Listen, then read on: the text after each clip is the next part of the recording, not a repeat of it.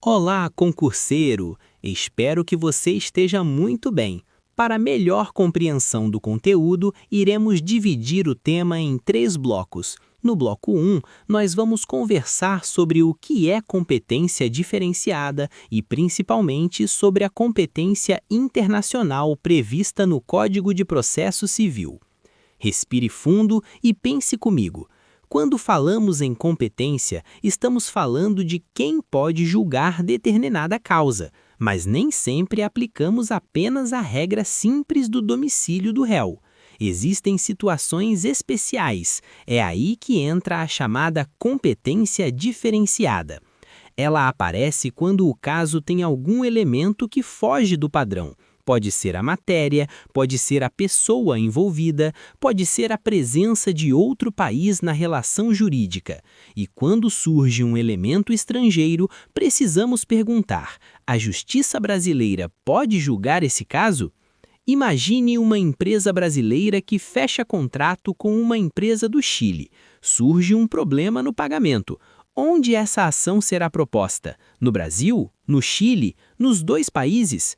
O Código de Processo Civil responde isso ao tratar da competência internacional. Existem hipóteses em que o Brasil pode julgar, mesmo que haja ligação com outro país. São os casos de competência concorrente. Isso significa que tanto o Brasil quanto o outro país podem julgar. Por exemplo, quando o réu mora no Brasil, ou quando a obrigação deve ser cumprida aqui, ou ainda quando o fato que causou o dano aconteceu em território brasileiro. Percebe a lógica? Se o caso toca o Brasil de forma relevante, a jurisdição brasileira pode atuar.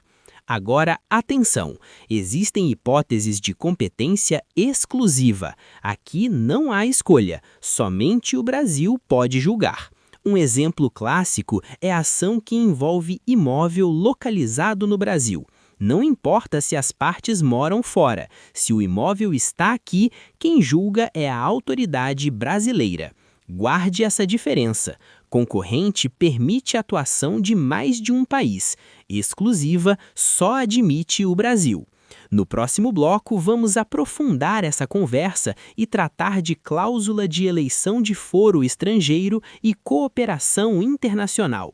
Bloco 2. Seguindo nossa conversa, pense em outra situação prática. Duas empresas, uma brasileira e outra alemã, celebram um contrato e escrevem expressamente que qualquer conflito será resolvido na Alemanha. Essa cláusula vale? Em regra, sim. O Código de Processo Civil respeita a eleição de foro estrangeiro, desde que não esteja diante de competência exclusiva da autoridade brasileira. Então, volte ao exemplo do imóvel no Brasil.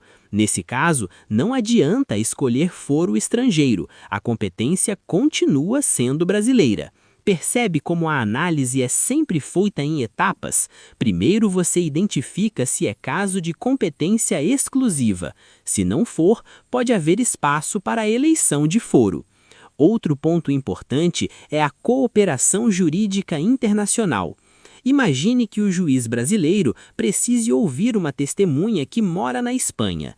Ele não pode simplesmente obrigar essa pessoa a comparecer ao fórum no Brasil. Será necessário utilizar mecanismos de cooperação, como carta rogatória ou auxílio direto. Isso mostra que a jurisdição tem limites territoriais. Cada estado exerce poder dentro do seu território, respeitando a soberania dos outros. E se já existir processo no exterior com as mesmas partes e o mesmo conflito, isso impede o andamento da ação no Brasil? Em regra, não impede automaticamente quando a competência for concorrente, mas uma decisão estrangeira poderá produzir efeitos aqui após homologação pelo Superior Tribunal de Justiça. Veja como o tema mistura soberania, técnica processual e estratégia. Em prova, a banca gosta de apresentar um caso concreto e perguntar se a justiça brasileira é competente. O segredo é procurar o elemento de conexão com o Brasil. Agora, para fechar o raciocínio, vamos falar sobre competência extrajudicial quando aplicável. Bloco 3. Até agora falamos da atuação do Poder Judiciário, mas a competência diferenciada também pode aparecer fora do processo judicial em hipóteses previstas em lei. Pense no inventário extrajudicial. Quando todos os herdeiros são capazes e há consenso, o procedimento pode ser feito em cartório. Não há juiz decidindo. Mesmo assim, existe regra de competência territorial para o tabelião. Não é qualquer cartório que pode lavrar a escritura. Outro exemplo é o protesto de títulos. O credor procura o cartório competente conforme regras legais específicas. Percebe que, mesmo fora do judiciário, existe organização e delimitação de atuação? No plano internacional, imagine um casamento realizado no exterior. Para produzir efeitos no Brasil, ele precisa ser registrado aqui.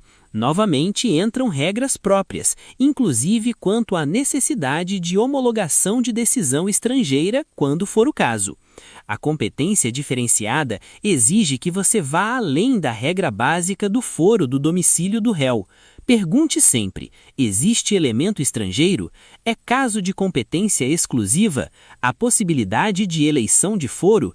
Existe alternativa extrajudicial prevista em lei? Esse tipo de raciocínio estruturado é o que diferencia um candidato preparado. Quando você treina com exemplos do cotidiano, o conteúdo deixa de ser abstrato. Contrato internacional, imóvel no Brasil, inventário em cartório, testemunha no exterior. Cada situação ativa uma regra específica, e é exatamente isso que a banca espera de você: capacidade de identificar o detalhe que muda a competência. Aqui terminamos mais um bloco. Até o próximo. Se gostou, inscreva-se, curta o vídeo e ative o sininho.